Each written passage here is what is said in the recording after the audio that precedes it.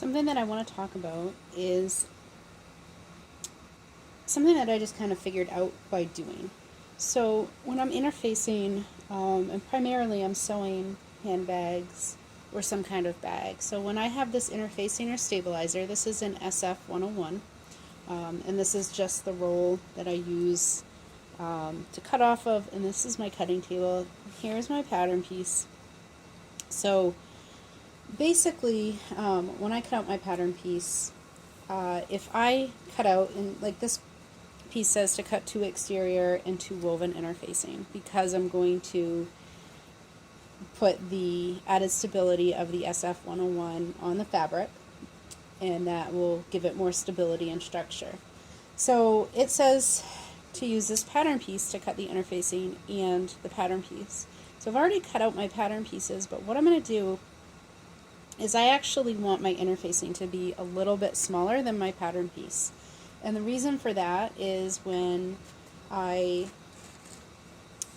fuse the interfacing to the pattern piece, I want all of this fabric here with the adhesive on it I want it to be smaller, so I don't want any of that to end up on my iron.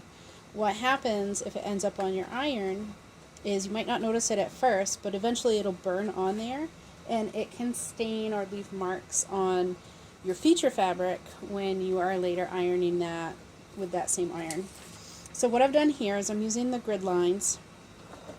I'll pull this back a little bit. And what I've done is I've got it kind of lined up, but I scooted it in. These are, each little square is a 1/2 inch. So I've scooted it in sort of a 1/4 inch in and a 1/4 inch up. And then I'm going to take my pattern piece and I'm just going to lay that down, but I'm going to corner it up with the 1 inch lines.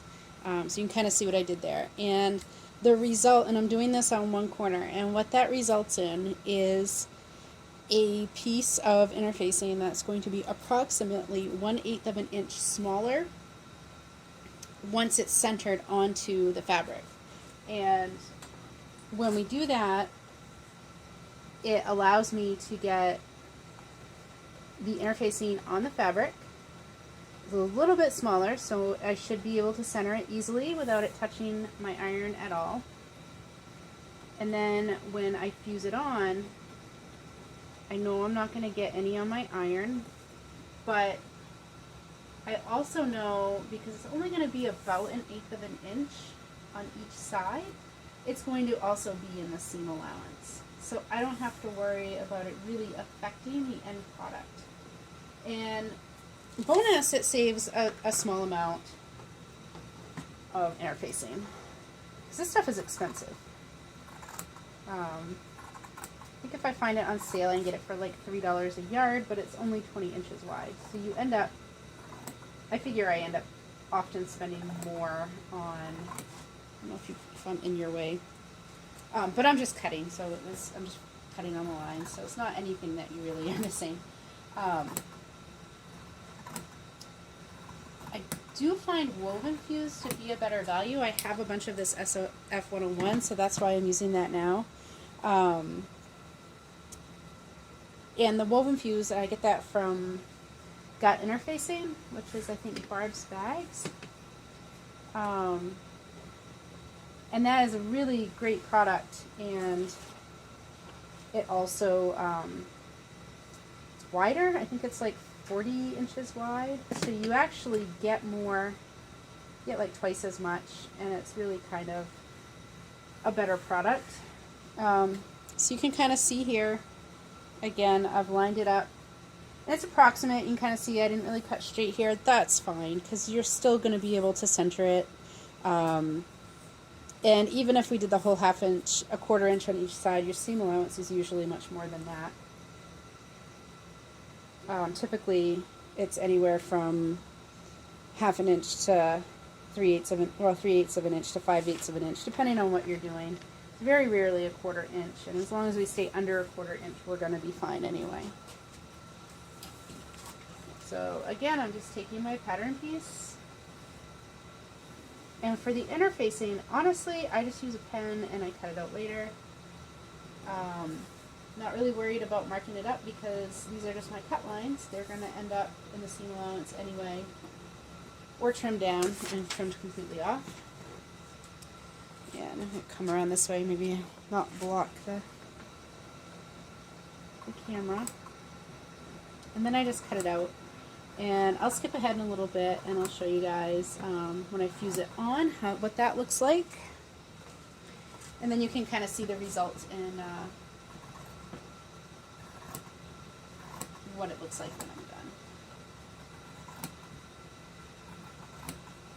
So this will save you, it'll save you a little bit on your interfacing, depending on how your cuts are. It may save you, if you end up with something like this, if you're able to use it, then it could save you on your interfacing, or you're using less, a little bit less with each cut.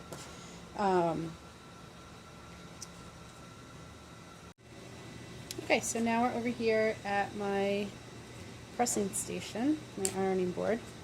And basically you can see this is my pattern piece here.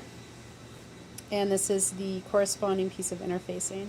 And all I'm going to do is just sort of center it there. You can see it doesn't have to be perfect, but there is a small amount of space. It's just a little bit shorter in each dimension. Now if you're working with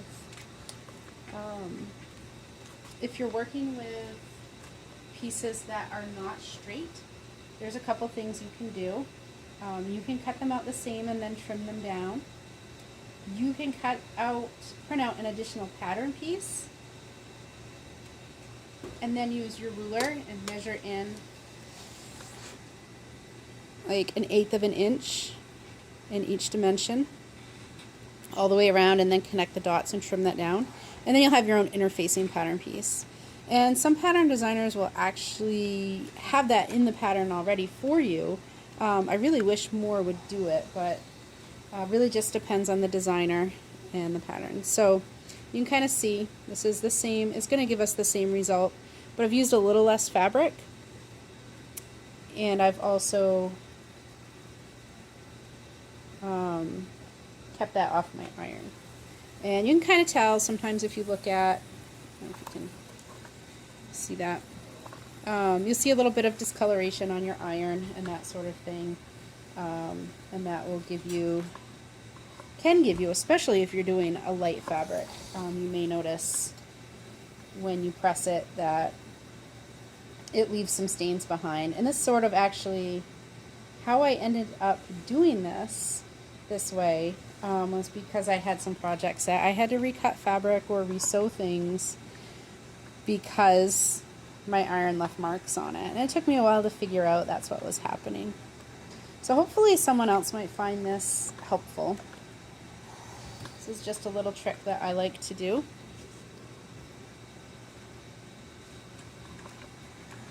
And you can kind of see actually my poor ironing mat has seen better days.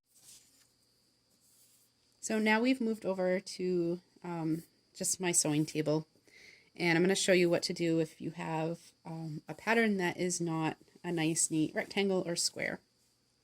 So what I've already done is I've measured in 1/8 of an inch on the straight sections, and I've marked that out. Now if you'll remember on the square we did 1/4 inch, but we're really kind of just making it overall 1/4 inch thinner and 1/4 inch shorter, and the end result is 1/8 of an inch from each edge. So because this is not a nice neat rectangle or square, we need to just do 1/8 of an inch the whole way. So you can see I've already marked this along these edges, and then what I'm going to do is I'm just going to pick a spot on my ruler, and wherever I have it marked so that's 1/8 of an inch, I'm just going to make a little dash, and I'm going to go all the way around like this.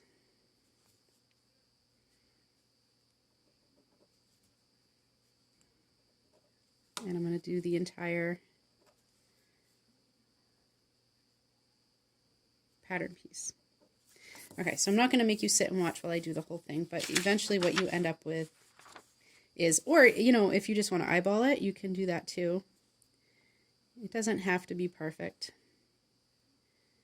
Like I said, you just want it to be less than your seam allowance is going to be.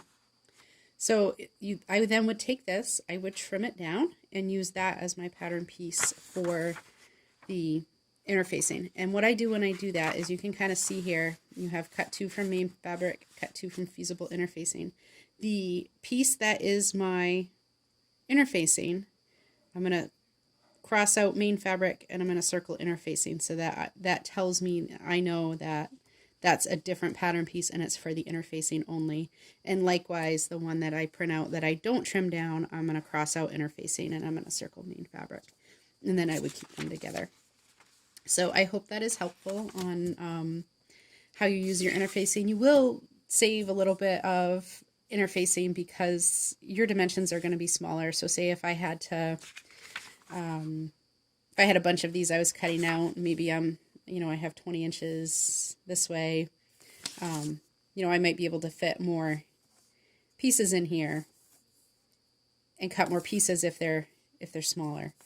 So you probably are going to be able to get more cuts out of your interfacing that way. But for me, the big thing is just keeping the gunk off my iron. That was a huge problem for me until I figured out what was happening. So hopefully this helps somebody else. Thank you for watching. Don't forget to give us a thumbs up on the video if you found it useful. And please consider hitting the subscribe button as well. Thanks. Have a great day.